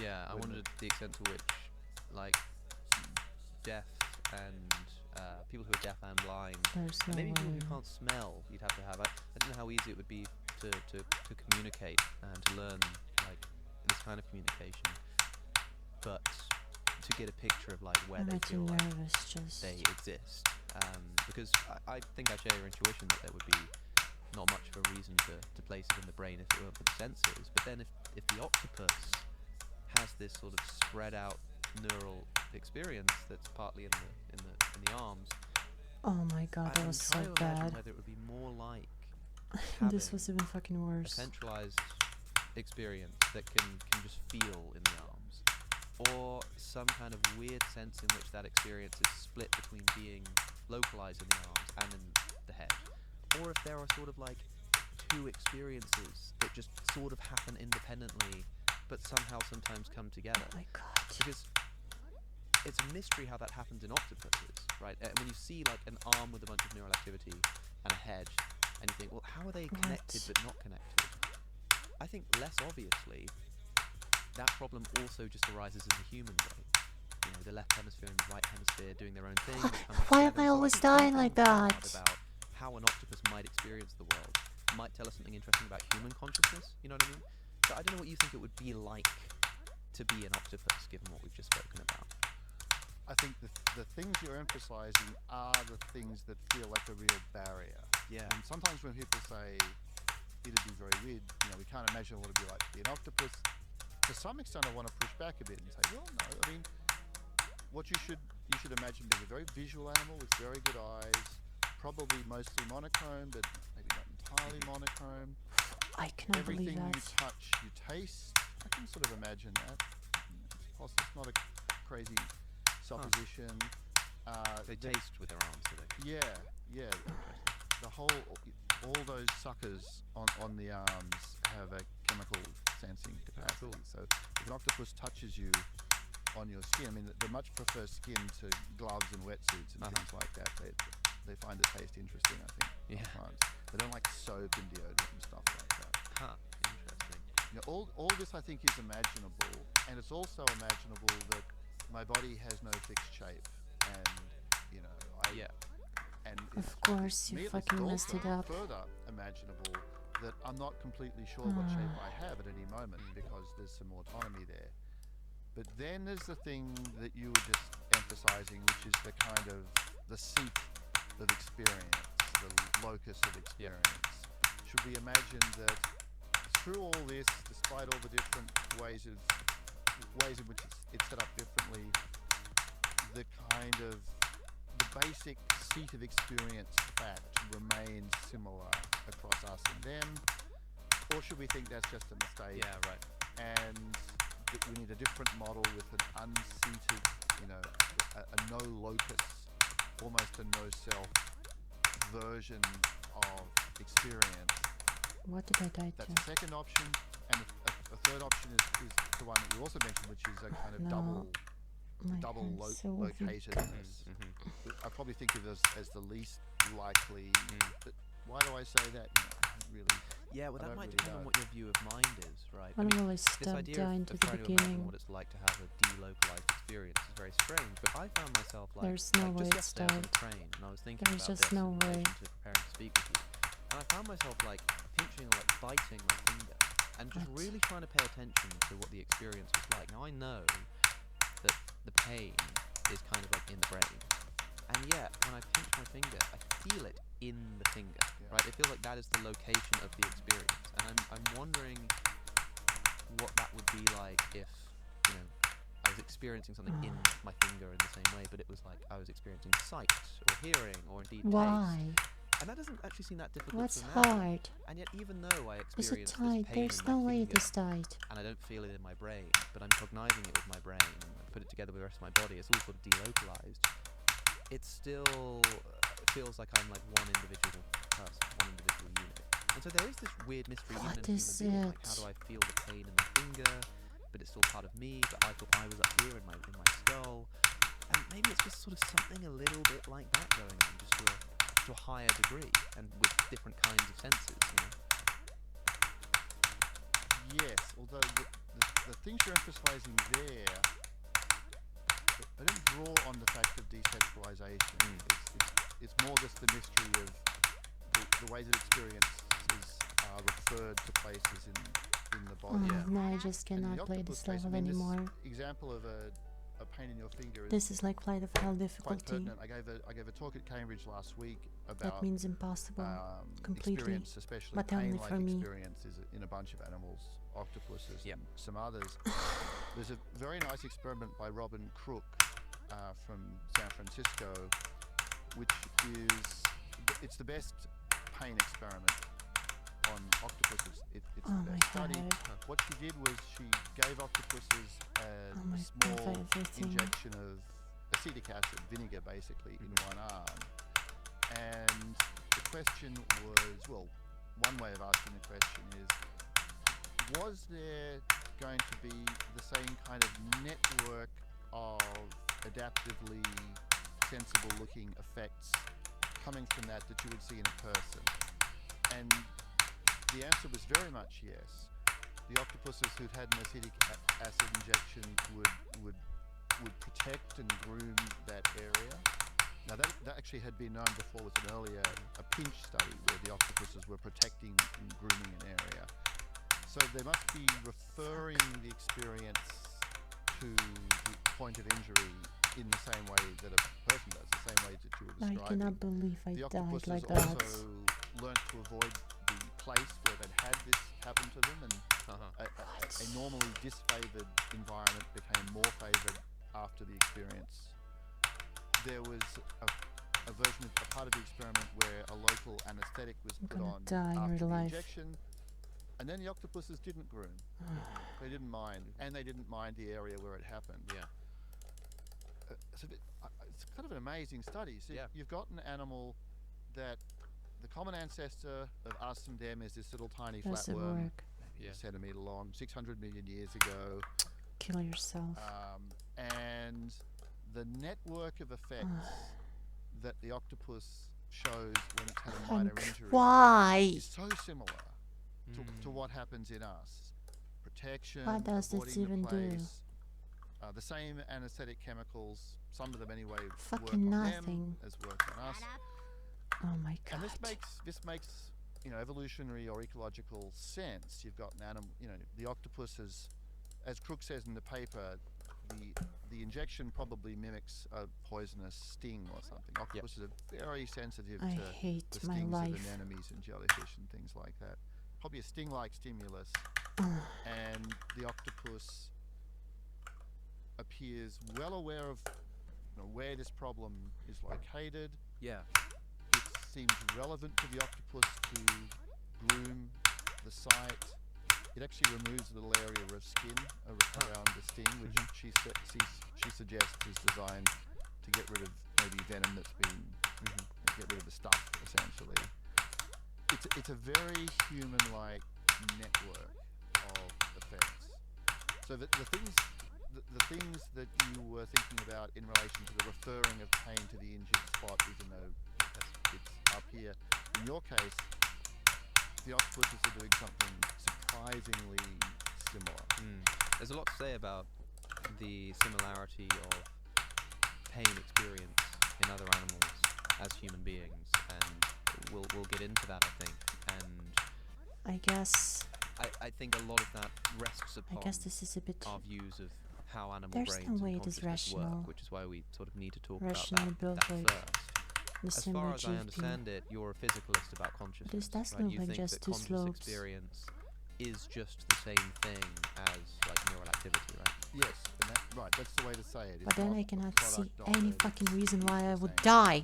Yes, it gets a bit complicated, right? Because there are people who think that the mind, let's say the immaterial mind, the experience of redness or the image of a triangle in your head is a completely separate thing to your brain, like mind-body dualism.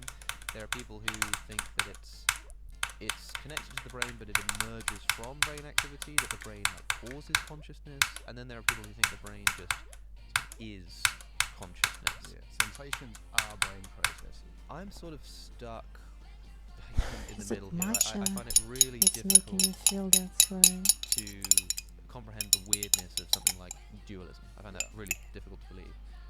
But I also find it impossible to believe that, I talk about this all the time, that the experience of redness, That or might the be. three-sided triangle that I imagine in my head, is just the same thing as some neurons firing. You know, it's a bit like how a lot of people imagine a computer screen displaying a triangle, when really it's just zeros and ones. It's to say the triangle really is just zeros and ones.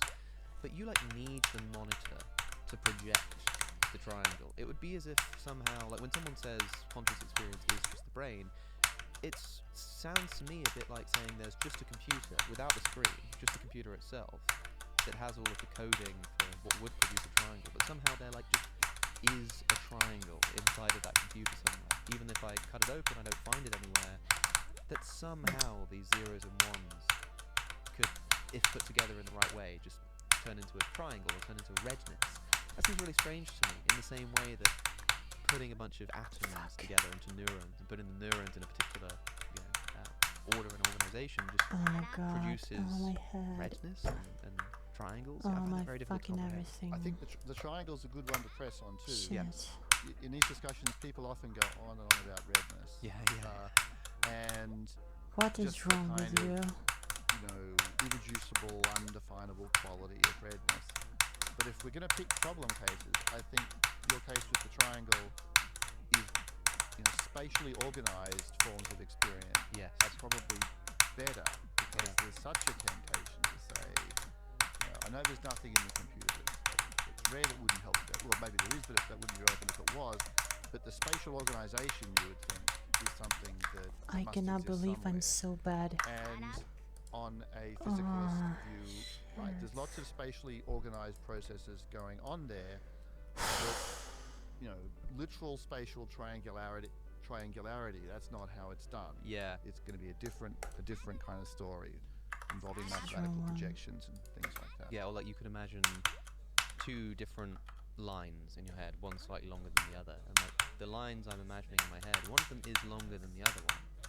But I'm not even sure if like thinking of that second line requires like more neural activity. I don't really know how that'll work, but I doubt that it's like, the chain of neurons is longer than the other. Like there is no increase in length inside the physical aspects of my brain, and yet the lines are different lengths, It's yes, I'm hesitating a bit because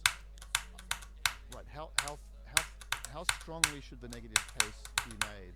One of the bodies of research that I think has been most startling in this area has been around spatial maps in the cells of rats.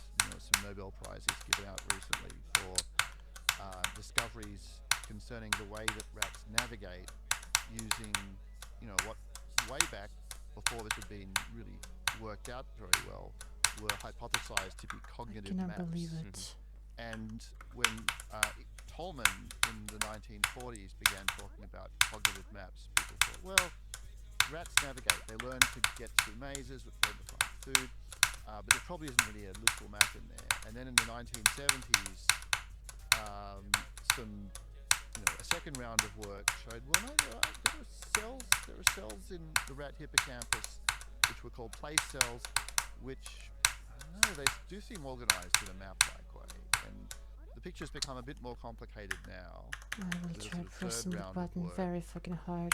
But, right, the reason I'm raising And this I will is turn this shit off. if a person said, look, it'd be crazy to think that there was something in a brain that had anything like this, the literal spatial organization of the landscape that the rat was dealing with, that would be, and someone said that would be fallacious to suppose such a thing was needed. The empirical response from recent Mouse neuroscience. doing that. This is so Well, dumb. It's not that far away. I mean, it's not that it's not that the map looks physically like a ordinary, human cartographic map with lengths mapping to lengths and so on. But it's not so far away. Interesting. Yeah. Nonetheless, I agree with you that the sense we have in experience of spatial organization as a feature of experience, that in a way is, it's very striking, it's very challenging. In some versions, at least, it might be harder to fight that battle than the sort of redness of the road. And that kind of thing. Yeah, I find it No. like almost an impossible question to answer. To me, I always talk about how there are sort of two problems in either direction. There's the problem of, where is the triangle, where is the redness for the materialist, but for the immaterialist, there's the interaction problem. And they also have the same problem as well, which is, suppose you believe in immaterial souls of a Cartesian kind or something. Are they where are the triangles there? That's it's not also as if a good it's not as if question. they make this dramatic move, this radical Oh move my on the god. metaphysical side, and thereby solve the problem of the mental triangles. They're then going to have to grapple with the damn thing. What do you think themselves. of panpsychism? The idea that fundamental reality is just Oh, made of again, you consciousness, did like it again. atoms. When You did it fundamentally fucking most break them again. down, their substance just is consciousness. I don't take it seriously as an option, partly because I take it to be a view that is motivated almost entirely by the difficulties of the other short positions. People think to themselves, I just can't see how a physicalist view could be right. I can't see how an interactionist dualist view could be right. I'm being forced to the idea that mentality or experience is both fundamental and ubiquitous. It can't come from something other than itself, so it must be permanent and everywhere. It's a panpsychism's a view that you're forced This is to by so the difficulties of fucking other hard. options. Yes. And then you have to start worrying about whether the road you've taken is too radical. Now, if you don't find a physicalist view so difficult to entertain, and I really don't.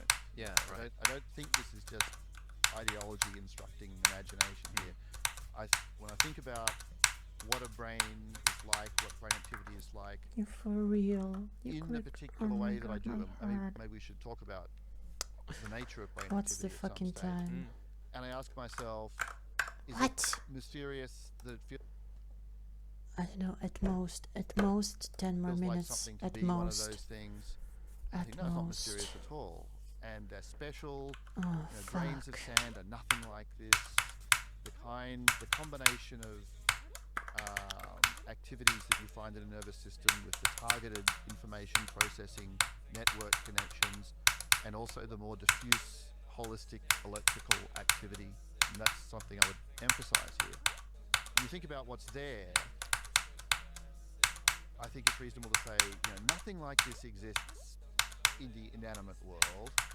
So there's no reason to think that there's much kinship between what it's like to have a brain and there's no reason to think there's something it's like to be a grain of sand or a rock or Bad. a glass of water. And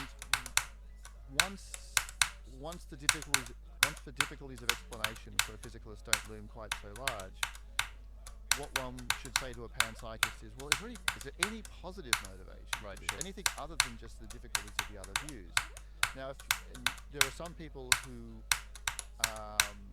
would make an appeal to quasi-religious ideas or ideas about meaning and value as perhaps having an easier, questions of that nature having an easier road for the panpsychist than for the physicalist.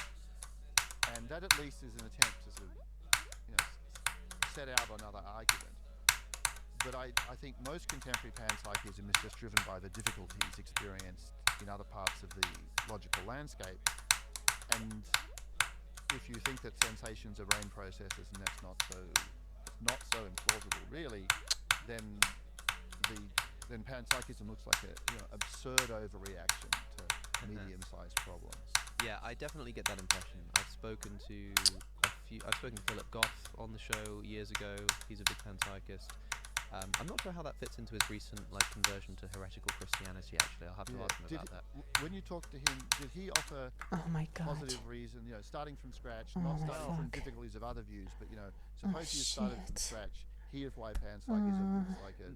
Not so much. Not that I remember, right? And I remember what captured me about it, and I was so interested in at the time was that it was the first time I'd come across really this idea of the problem of science being ultimately descriptive or functional. That is, science tells you what stuff does. Most fundamentally, if you ask famously when Newton discovers gravity, what he really does is he realizes that the same force that makes cups fall makes the moon stay in orbit around the Earth and the planets move around, and so he eloquently describes and comes up with a mathematical system for describing the motions of the planets. But in the Scholium for the Principia Mathematica, he says, as for what gravity actually is, why this force exists and what it's actually made of, there's no way you die to that again. No idea is what he said. And which was very sensible of him, given I think so. the picture that was in place and what he'd done. Yes. To know when it would be too much to push further. Now, arguably, sort of Einsteinian gravity gets us closer to thinking about what gravity actually is. Yeah.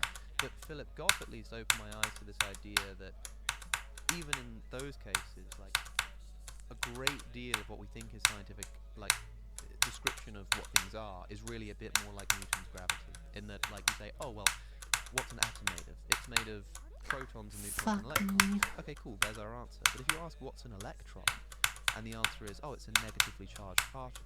Well, what's a negative charge? Oh, it means that it repels other negative. A relational description. That tells you what it does. And so if I ask you, what is it? When you get to the bottom, it's very difficult to answer that question. Now, that's why I think it's true that what happens is, we've got this problem, we can't answer this, so consciousness is a solution. But I think we could reframe that as a positive case. And the way I've thought about it is how do we explain the fact that at fundamental reality it seems like there are, for want of a better word, preferences. You could think of, there are kinds of atoms which do one thing and kind of atoms which do another thing. You know what I mean? I think there are better words. I think preferences is richer than. There's a kind of selectivity of interaction. Yeah, sure. Okay, so let's say that, and I suppose in order to build a positive case of panpsychism, we might say something like, there is this selectivity of action, and it seems weird that if we're just dealing with inert matter, that's sort of, and we got down to the real fundamental of what matter is, that there's either different kinds of fundamental matter, or some fundamental matter selects this, I don't want to say behavior, but you know what I mean, selects this way of being, and another fundamental matter selects this way of being, and the panpsychist might say, well, the best explanation for that is preference, is conscious awareness, and a sort of rudimentary desire to do one thing over another. That would probably be my best crack at a positive panpsychist case, And then the question is going to be whether the alternative is able to give a better account of the selectivity of action than the rudimentary desire. Yeah. That's where the battle will be fought. I think so. And that at least is a kind of I think of this as a sort of a better place than the usual place where panpsychism is assessed. It's introduced as a response to despair with respect to the mind-body problem. Let me push back a little bit about this view of science that I know Goff and other people have. So suppose we take the chair, which this is proper wood. what's the chair made of? Well, it's wood. What's wood made of? Well, wood's mostly cellulose and lignin. Those are the two main constituents of wood. You know, cellulose is it's a sugar, surprisingly. You know, it's got a structure that's not much dissimilar from glucose. Cellulose and glucose, they're sugars, and lignin is another carbon-based chemical that plants produce that is a kind of further binding thing that makes wood hard. So you've got cellulose and lignin. You know, what's wood made of? It's made of those two things. That's a bit of science. Now that wasn't sort of functional relation. That was what it's made of. Then a person might say, well, tell me about cellulose. What's cellulose made of? Yeah. Well, you got carbon, you got oxygen, you got hydrogen, and here's how they're arranged. This is still what it is. It's not just what it does, but it's what it is.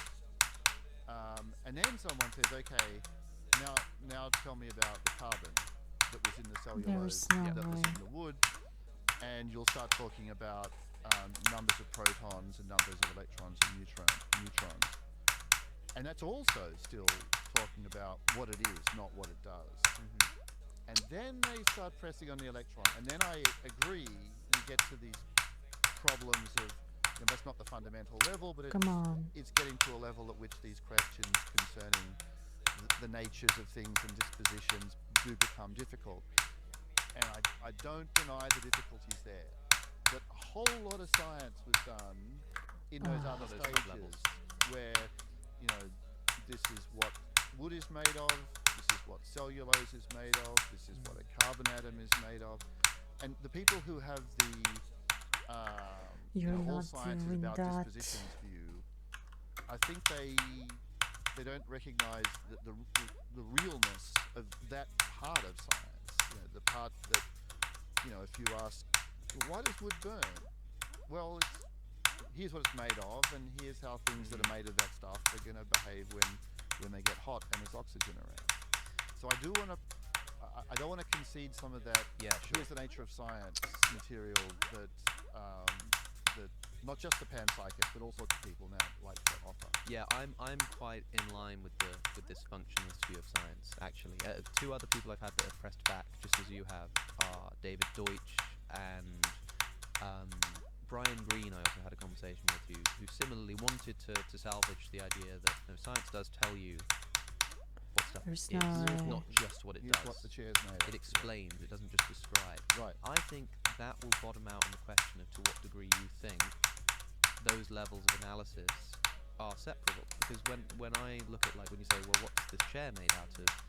You say, well, the arm of this chair is made out of wood. I'm going to kill myself out of embarrassment. I would say, okay, that's that question answered, and science has you know, explained what something really is. If I wanted to go to a deeper level of analysis, I could, but if I'm happy to just stop there, then science has explained what something is. Or I could view it, and this is the view I would take, in saying that is, like, useful, but it's an incomplete answer to the question, because I still don't know what wood is. And if I then do this thing of asking what's wood and what the atoms and stuff, some stuff about what wood is. and so I didn't. It's still incomplete, but I'd imagine that. But complete is asking it out. Oh yeah, exactly right. And I think your view on, I suppose, what you think science is supposed to be doing, and like what counts as like a sufficient scientific explanation, will be the determinant force here. Because I think it's sensible. You know, when people say that, like, when I touch cannot believe this that I chair died arm, like I'm not really that. touching it, because at the molecular level it's just electrons repelling each other, right?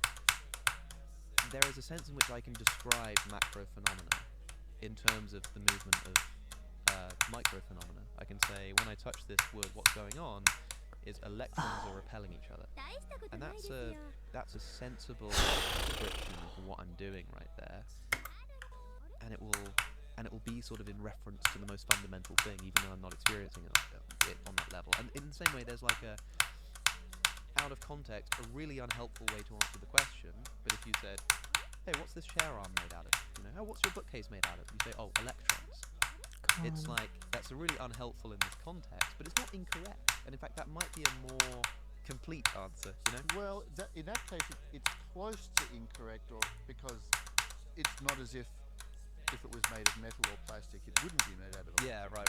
So it's a sort of the uninformativeness of the answer is a very You're quite right. 'Cause intense uninformativeness. that would miss what the goal of the questioner is. If you think, well, we have to break it down to the electrons to answer your question, you'd be like, that's not what I'm trying to do. And maybe the scientists, when they're explaining the chair's made out of wood, and you start asking, well, what's carbon made out Again. of? They'll go, well, you're sort of missing the project of what I'm trying to do here too. And so yeah, I think it depends on what your view of science is. But the reason why I'm so interested in panpsychism in relation to your work is because when in the first book of your trilogy, Other Minds, you write about what you describe as potentially the beginning of communication. Yeah. And you talk about how single-celled organisms from which we are all ultimately evolved, sort of floating around in the sea. I felt that I just pressed the button so miserably wrong.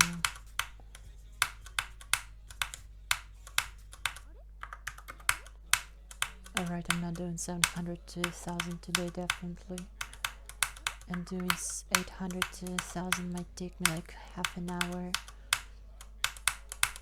So I'm not sure if I'm doing that either.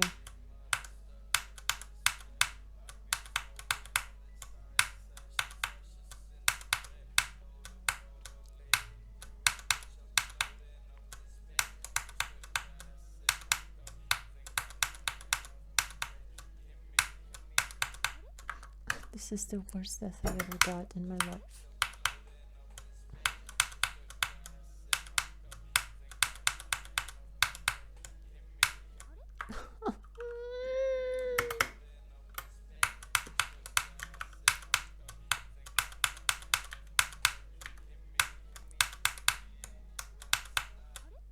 What?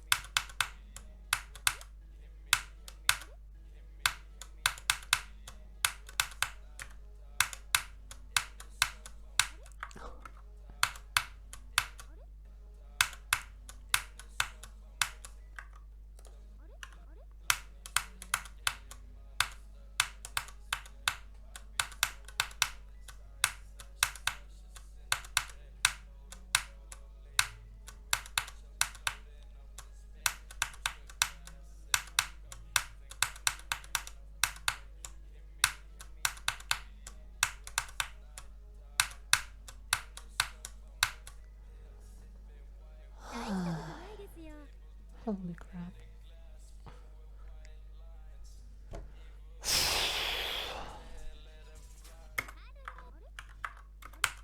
Maybe I should try to get the whole level in like 5 runs.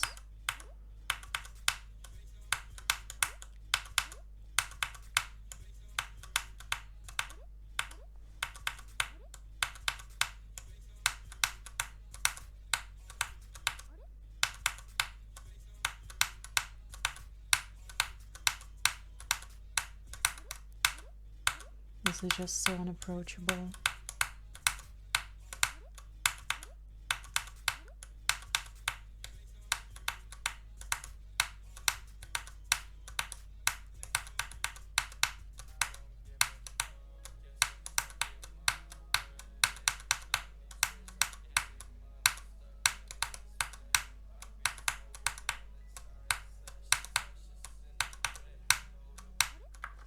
Fucking hell.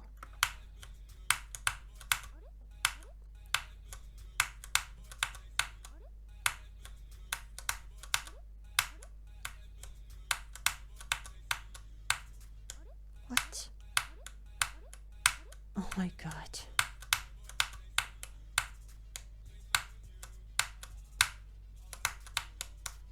This part is really easy. Well, I mean not. I mean the pattern is easy. This part is really easy.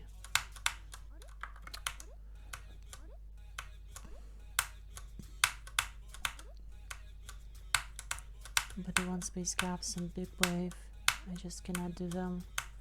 My hand is too trembling and too shaky and such.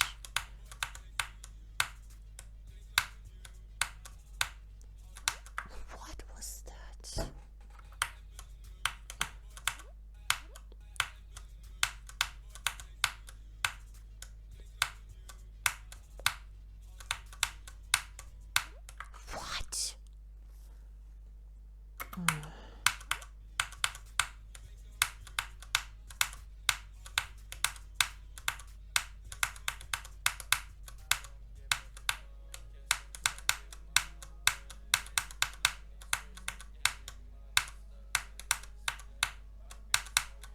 I thought it was that or something. I thought something to myself.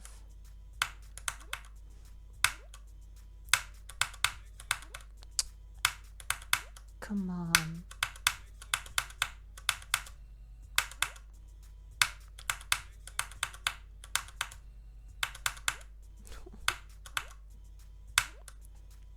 Come on. This shit is not tight, it's just very hard to aim because of the slow speed. Oh. Not this one. This one. Why are you always doing that? What? What?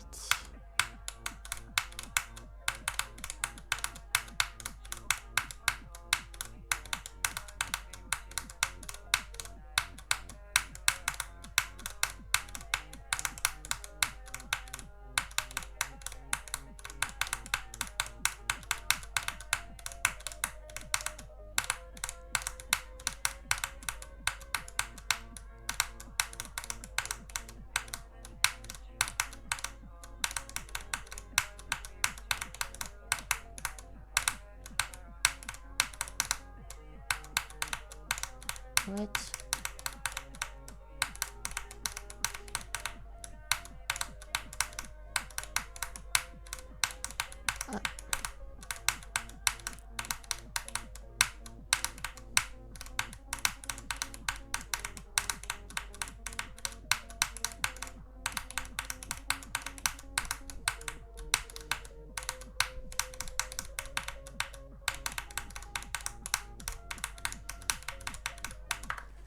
I need a fucking pause. Oh my god, my fucking head hurts. Oh shit.